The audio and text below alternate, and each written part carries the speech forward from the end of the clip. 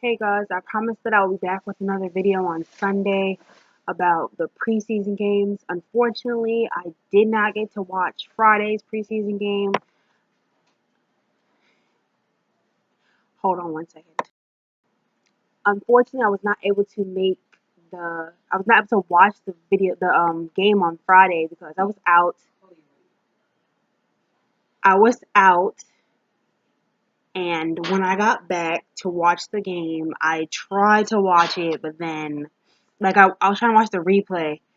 But I fell asleep. I didn't think I was that tired, and I wasn't really even that late, but I fell right asleep, and then I tried to watch it again the next day and had blacked out. So I'm here back to you guys with the review of the Cavs versus Wizards preseason game, since I didn't get to see the one against the Knicks. So the Cavs and the Wizards play today at Capital One Arena, their new name, and the Wizards beat the Cavs 102-92.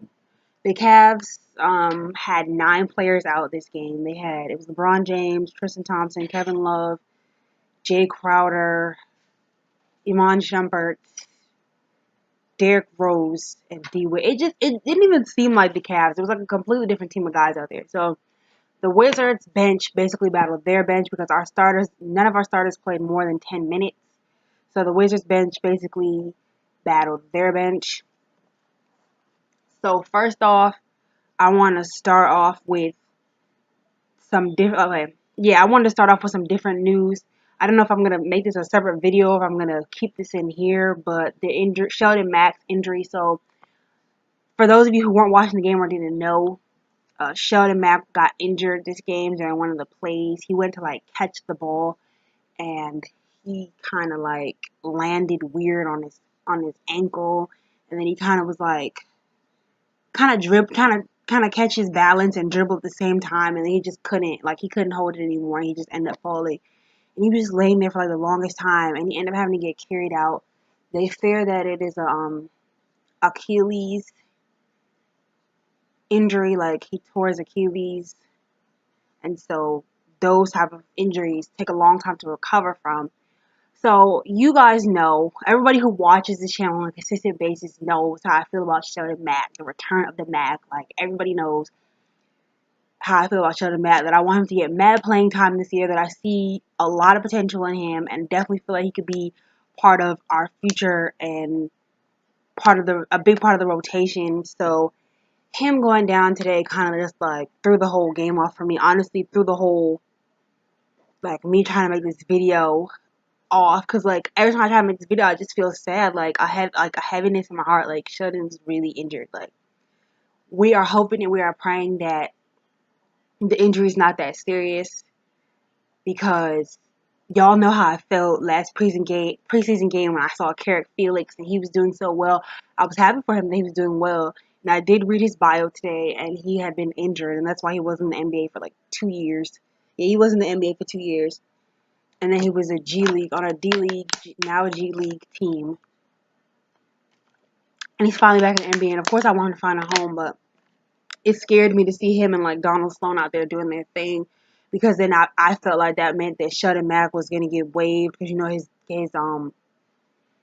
his deal is not guaranteed, so, or it's only partially guaranteed, so they're not gonna pay him as much as if his deal was completely guaranteed. I think Daniel Lechev's deal is completely guaranteed now or something like that. But yeah, I was really sad about that. That was really heartbreaking. That broke my heart. I was just the rest of the game just went by really weird for me, because I had just taken a nap and I set an alarm to wake up to actually watch the preseason game. I was kind of out of it, but that just that just brought everything down. That just made everything sad for me. But we're gonna talk about the game now, and we're gonna keep our spirits high, positive vibes, positive attitude, and lots of prayers going up for Sheldon Mac and for the return of the Mac. Also, things I'd like to note and mention. It was mostly the Wizards bench against the Cavs bench. So our leading scorer, our leading scorer was a tie with Carrick Felix and Jody Meek. So they both scored 13. Actually, no, I think I'm going to start off with the Cavs, give you guys a little Cavs rundown. because I'm not going to spend too much time on the Cavs. So the Cavs leading scorer was Green. Jeff Green was the Cavs leading scorer. He got 19 points in 24 minutes, 7 rebounds, 1 assist. They also had Kyle Korver out there. He played for 24 minutes. He got 11 points. Richard Jefferson came out with his usual effort of 8 points, and he got 3 rebounds, 2 assists.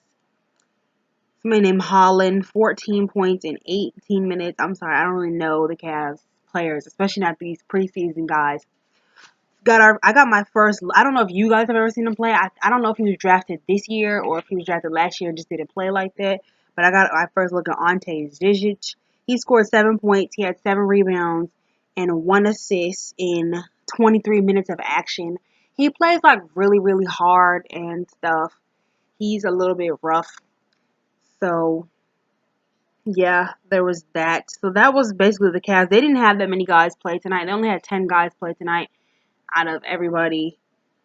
So it was mostly like preseason guys, rookies, new guys playing.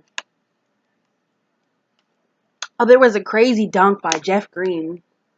He really slammed it down over, what's his name? Over Jan Mahinmi's head. Like, it was one of those moments like, oh, don't jump. Because he went right up with him. Like, he literally was like right up there with him.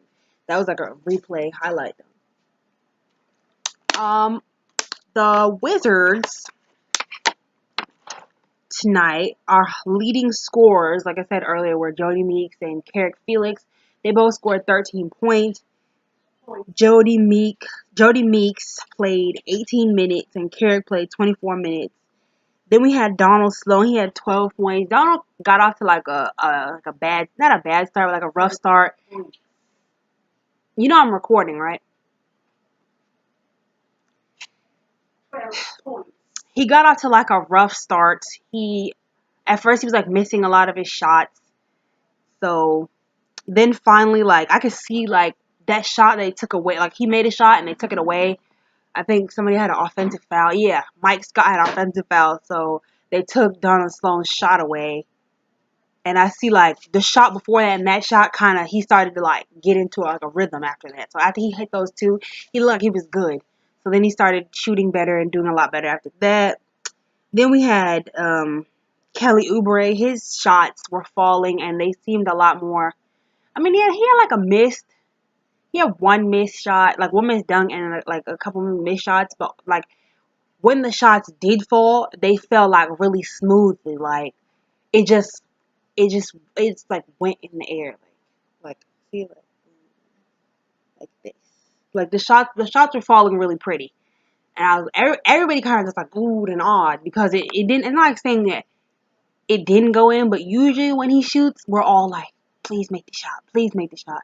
But now when he shoots, it's like you just So he had 12 points, 5 rebounds, and 1 assist. He played 15 minutes, so he didn't have a lot of action tonight. Porter played, and he only had 2 points and 2 rebounds, but he only had 7 minutes of action. So, maybe the Wizards starting lineup tonight was John Wall, Otto Porter, Kelly Oubre, Gortat, and Beal. And they had Kelly at the 3 and Otto at the 4. So Otto was playing power forward tonight. He didn't get a lot of minutes in that, so we didn't really get to see what that would look like as a lineup because I know they're willing to try that out for this season with Keith being out. Jason Smith didn't play. He got rest tonight. All night. He got a whole night's rest. Everybody else played.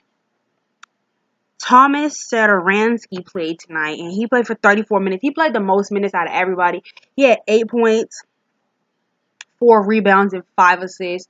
He looked way more confident. He really looked like he was in control of the game. He was in control of the pace. He was doing a lot more. He's a lot more active. Like, he had control of the pace. Like, he was pushing the pace. He seemed more like like a floor general. Like, he was calling plays. Like, he was really doing his thing out there. Like the opportunity that he had last year. Because I know they only had him and Trey Burke last year. And Trey Burke was just, I don't know what he was doing. But He really seemed more in control, a lot more confident this season than he did last season, so that was great. Ochefu played for 24 minutes. He had 2 points, 1 rebound, and 1 assist. And even though it's not a lot in his stats, a lot of things aren't showing up right here on the score, like the score stat sheet or whatever. Not the real stat sheet would show, but like the score stat sheet thingy. A lot of things are coming up. I noticed that he was a lot more active on the floor. Like even though he wasn't making his shots or he wasn't really like shooting per se, but even though he wasn't doing that much offensively, he was actually like making an impact on the game. So I really liked that. He looked a lot more comfortable. Excuse me. During excuse me. Oh, sorry guys. He looked a lot more comfortable and stuff like that. So even though he wasn't making an impact offensively, he was still making his impact on the game. Like he had a block, he had a steal. The fact that he had assists and stuff like that, definitely he was making his impact known on the game. Mike Scott played for 21 minutes, and he was missing a lot of his shots at first before he finally started to, like, some shots started falling. I still don't know how I feel about him yet. I haven't, like I said in the other video, my first video about him, I had to, like, see more out of him. I did like his highlights and that he was able to hit three-pointers and stuff like that, but there's more that I need to see, and there's more that us as Wizards fans need to see before we can, like, make a real judgment on him.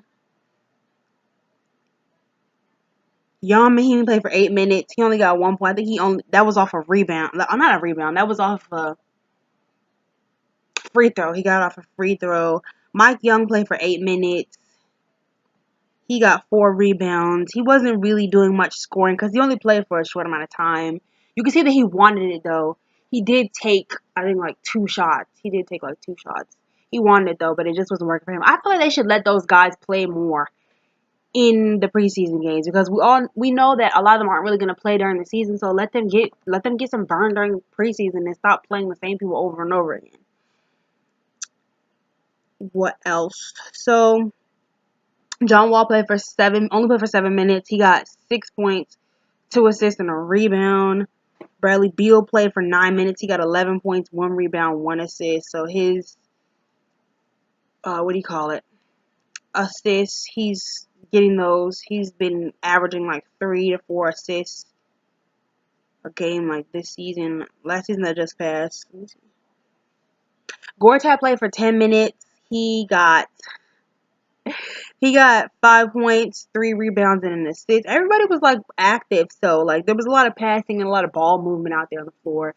It wasn't a stagnant offense. The game, the Cavs went on like a 22 to 4 run. It was started out as a 17-0 run in the second quarter, and then towards the end of the second quarter, then they started to come back. They woke back up and they woke back up and they ended the second quarter with a 1 point. The Cavs had a 1 point lead, so they cut the lead to 1. Yeah, they cut their lead to 1 after they went on a 17-0 run, and then it was a 22 to 4 run. Like it was bad. Like I was thinking, like, dang, are we gonna lose this game right now? Because I think that Sheldon leaving the game kind of like threw everybody off. Not threw them off, but like everybody's hearts and minds were with him, and it kind of like everybody was it took them a while to like shift their focus back to the game and finish it out strong. What else did I want to say? Overall, it was a good game. It was Wizards bench against Cavs bench. Our bench looked strong, although Cavs bench haven't been looking so great for a while now. But our bench looked pretty good for tonight. A lot of our guys didn't play. They're out with injuries. Like Devin Robinson, they said he's out with like a foot injury. Morris, that's out with injury. He's out with injury. Frazier didn't play because they said he has like a groin strain. So hopefully he'll be back by the beginning of the season. Like I said, overall good game. We lost our way a little bit in the second quarter. We came back. We ended up winning, having a nice 10-point lead. So we're 3-0 in the preseason. The Cavs are 0-3 in the preseason. not really an indicating factor, but it is an indicating factor that their bench needs to get stronger. Yeah, I have confidence in our bench for this season. I feel like we'll be able to make it over the hump or whatever. Like last season, our bench was terrible, and we were still able to make it where we got to. And these guys now are more.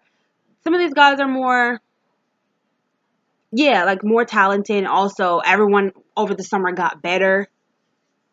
Otto Porter has that big contract, so hopefully we see a huge improvement out of him. He didn't really play too much in the preseason, so we can't really judge his lower stats because it's a smaller sample size. He didn't really play that much. But yeah, I'll be back again with more videos maybe next week or something. I don't know. I think preseason ends next week. I don't think I'll be able to watch the game on Wednesday. I think I'll be out that day, but yeah, so see you guys. Peace. It's your girl Janice. Yeah, this video, like I said, my heart is still a little bit heavy from Sheldon Mac's injury, so this video may be a little bit like shifty, a little bit scatterbrained, a little bit off topic, but I just wanted to come to you guys with the preseason review for the Knights. Alright, see you guys. Peace. It's your girl Janice.